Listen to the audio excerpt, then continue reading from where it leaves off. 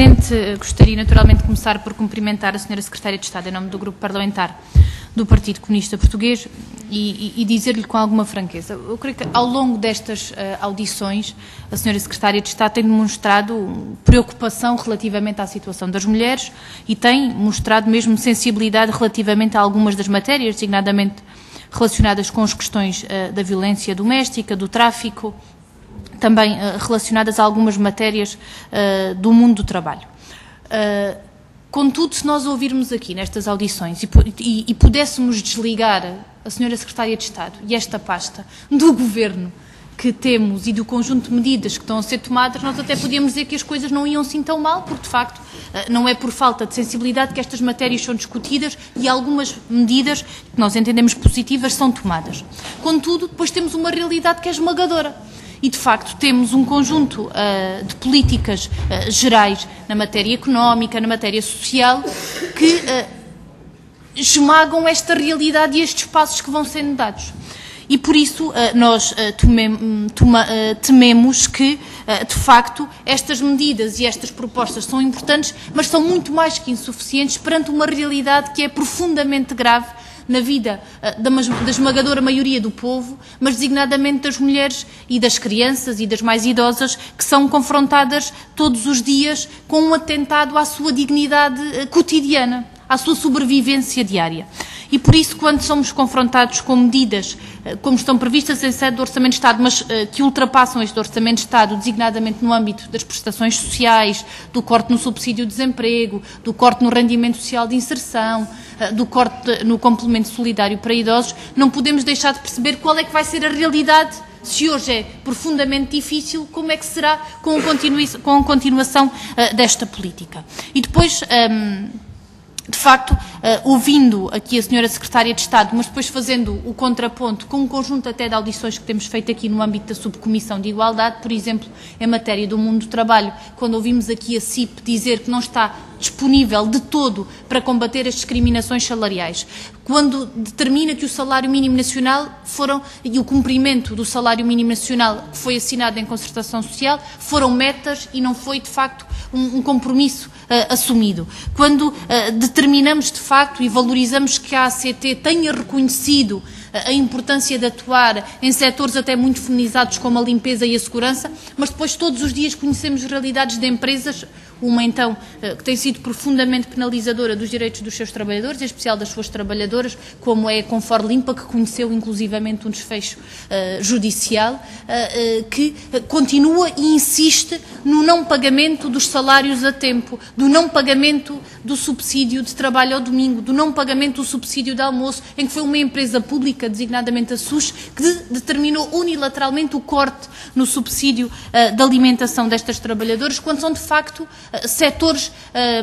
esmagadores de presença feminina, designadamente nas cantinas, na alimentação e na limpeza. E depois, de facto, nós podemos dizer que o agravamento das condições económicas e sociais e o aprofundamento destas desigualdades é um campo fértil para a proliferação dos fenómenos de agravamento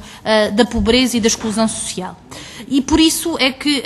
não podemos deixar de valorizar um conjunto de medidas que são aqui anunciadas e que vão no sentido do cumprimento dos planos nacionais e que nós entendemos que é importante, mas depois gostaríamos de saber, porque o que temos nota do ponto de vista das orientações gerais deste Governo é o do não cumprimento, mais uma vez, da questão do salário mínimo nacional, da questão importante de que temos um salário mínimo nacional, e eu não me vou cansar de referir isto, que é abaixo do limiar da pobreza. Temos um referencial de combate à pobreza e à exclusão que todos os dias baixa ao limiar e, portanto, temos um indexante de apoios sociais que está abaixo do limiar da pobreza. E todos os dias há medidas no sentido de agravamento deste fenómeno e de empobrecimento generalizado da população. Quando temos uma situação de discriminações salariais, era para nós muito importante que o Governo assumisse, designadamente em sede de concertação social, insistir com o patronato no cumprimento da lei e, designadamente, da Constituição, no combate às discriminações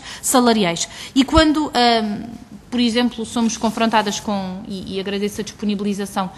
desta nota, das empresas que não cumpriram com a informação relativamente à presença das mulheres nos órgãos de decisão, não deixa de ser até irónico que a maior parte das empresas foram aquelas que foram beneficiadas no âmbito do programa de apoio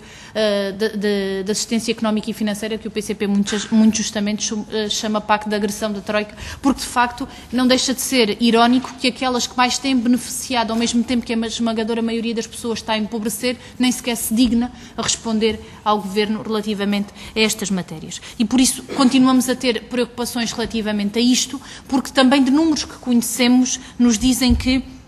os fenómenos de pobreza e de exclusão social, designadamente junto das mulheres, dos jovens e das mulheres idosas, têm vindo a agudizar-se. Mas eu gostaria também aqui de lhe colocar algumas questões relativamente ao tráfico de seres humanos e a uma importância que nós entendemos que seria central, que era de dar um passo em frente no nosso entendimento, e sabemos que é uma questão e é uma discussão polémica e complexa, de não separar o combate ao tráfico de seres humanos do combate que, na opinião do PCP, tem que ser feito relativamente à exploração na prostituição. Entendemos nós que também para que haja um combate efetivo ao tráfico, é fundamental que haja um combate efetivo à exploração na prostituição. E relativamente a isto, o PCP, no Dia Europeu contra o Tráfico de Seres Humanos, apresentou um projeto de resolução que aponta um conjunto de medidas que reforçam algumas que já têm sido tomadas, mas que enunciam um conjunto de outras que para nós são fundamentais e que entendemos que seria importante perceber a disponibilidade do Governo para as concretizar. Designadamente porque entendemos, e a Sra. Secretária de Estado fez aqui a referência a isso, de que a existência de uma casa-abrigo para vítimas de violência doméstica é necessariamente diferente da existência de uma resposta deste tipo para vítimas de tráfico. Quando estamos a lidar com redes organizadas, estamos certamente a falar de uma realidade diferente do que a da violência doméstica. E por isso entendemos também que seria muito importante perceber a necessidade de reforço desta rede, porque sabemos que existe uma com capacidade, creio eu, para 6 vítimas, e nós tivemos até a oportunidade recentemente aqui na Assembleia da República de ouvir o contributo desta associação da APF relativamente a esta realidade, num colóquio que aqui aconteceu, mas entendemos que era importante perceber se existe hoje necessidade de reforço desta rede, e entendemos nós numa resposta pública, e que teria que ser pública também. Porquê? Porque o conjunto de condições materiais e humanas que têm que estar ao serviço de uma rede deste tipo é diferente de necessariamente de uma casa-abrigo para vítimas de violência. E relativamente a uma pergunta do PCP, que a Sra. Secretária de Estado respondeu, relativamente à questão da necessidade de reforço da rede, em que o Ministério da Solidariedade e da Segurança Social responde que não existe no momento qualquer pedido de celebração de acordos de cooperação para a dinamização desta resposta social. Entendemos nós que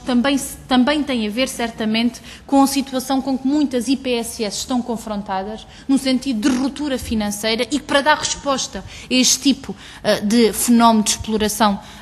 designadamente do tráfico, é necessário um conjunto de recursos financeiros que muitas IPSS não têm. E, no nosso entendimento, isto obriga a que seja diretamente o Estado a garantir uma resposta efetiva para estas vítimas. Até porque acontece muitas vezes uma coisa que a Sra. Secretária de Estado aqui coloca, que é a questão da revitimização.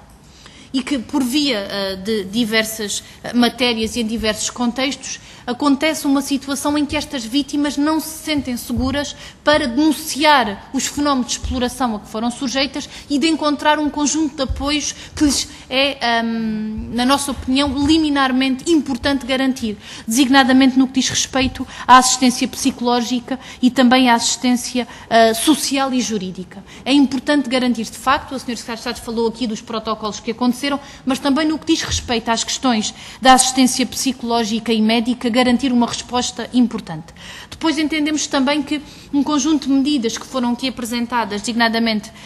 de garantia às prestações sociais e pelo menos ao atendimento, se não há garantia do apoio ao atendimento prioritário em situações de privacidade às vítimas de violência, que pudesse também ser alargado às vítimas de tráfico, sendo que são realidades naturalmente diferentes, mas também a pessoas prostituídas e vítimas de exploração na prostituição. E por isso entendemos que seria importante, e gostaríamos de saber da disponibilidade do Governo, para a adoção de programas específicos de formação profissional e de emprego como um instrumento fundamental de emancipação económica e social das vítimas de tráfico e de pessoas prostituídas. Entendíamos e gostaríamos também de saber a disponibilidade do Governo para a criação de um plano de combate à exploração na prostituição, garantindo designadamente o conjunto de medidas que coloquei. Depois seria também importante, na nossa opinião, garantir o atendimento, a questão da linha telefónica específica de apoio às vítimas de tráfico, que existe, mas que não é exclusiva às vítimas de tráfico e que não é gratuito. E seria para nós importante perceber que disponibilidade há para concretizar isto. Depois, ainda relativamente à questão do Observatório do Tráfico de Seres Humanos, eu gostaria de só pedir esta confirmação, que não tenho a certeza disto, mas de que o Observatório do Tráfico, do ponto de vista do seu quadro de pessoal, tem apenas 2 pessoas, creio eu. E, portanto, nesta tarefa importante que tem de cruzamento de informações e de confirmação de dados, seria para nós importante o reforço dos meios materiais e humanos do Observatório, no sentido até de garantir o cumprimento da sua missão, e gostaríamos de saber se está previsto algum protocolo, algum reforço desta medida. A última proposta prende-se com a questão que nós entendemos que seria muito importante, um sinal por parte deste Governo de que não existe qualquer disponibilidade para manter em documentos, campanhas ou outros instrumentos públicos referências à distinção, que para nós é uma falsa distinção, entre prostituição forçada e voluntária, bem como ao tratamento da violenta realidade da exploração na prostituição, como se de uma atividade ou uma profissão se tratasse. Seria para nós muito importante que o Governo assumisse este escrutínio em matéria de documentos públicos que retratem esta situação. Mesmo para terminar, a questão da violência doméstica. Se é verdade que tem havido um aumento do número de casos, e de que, de acordo com a resposta que nos foi enviada pela Sra. Secretária de Estado, não é possível ainda fazer uma leitura interministerial da apresentação de queixas, do aumento deste número e depois do parco número de condenações e de cumprimento de pena, e que esperaremos então que seja feito essa leitura e depois nos seja sido enviada, gostaríamos ainda de perguntar se, porque no nosso entendimento existe, se não uma relação indireta, uma relação muito próxima entre o agravamento das condições de vida, os fenómenos de alcoolismo, toxicodependência, de violência nos seios da família, do problema do aumento do número de casos de violência. Qual é que é a leitura que os núcleos de apoio de assistência dos NAVs a nível distrital fazem, e se é uma realidade que é mais ou menos homogénea em todos os distritos, e quais é que são os sinais que têm dado no sentido da análise do número de casos que lhes chegam e da sua especificidade, que seria também para nós importante conhecer esta leitura e as medidas que têm tomado no sentido de dar resposta a esta situação. Muito obrigada.